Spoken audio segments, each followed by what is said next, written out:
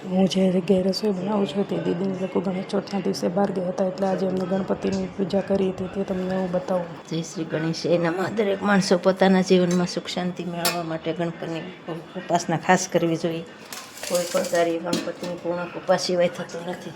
અનાથન બંધુ સિંધુ પુણ્ય મળસ્તાવાળા કોઈ નથી, વિનાશ ન કરી શકાય તેવા સૂર્યના ચંદ્ર વગેરે દેવતાના સમૂહ નમસ્કાર કરવા યોગ્ય ગણનાય ગણપતિ દેવતા તનો પ્રાતકાળે સમૃદ્ધ માણસ વિચારાંભે વિવાહગૃહ પ્રવેશે. મોટા માણસને મળવા જવામાં યાત્રામાં સંગ્રામમાં લડાઈમાં ગમે તેવા સંકટ સમયે નિશિનો 12 નામનો પાઠ કરે. સર્વ વિઘ્નો દૂર થાય, પોતાનું કાર્ય પૂર્ણ થાય. સમૂહ કીર્તન કપિલ ગર્જગણ લંબોદર વિકટ વિઘ્નરાજ ધૂમકેતુ ગમ્ય ગણપતિ દેવતાનું નિત્ય સ્મરણ કરવું. પહેલા વક્ર તૂટી જાય દંતી, ત્રીજા કૃષ્ણ પિંગથી, ચોથા ગજે શ્રી, પાંચમા લંબોદર.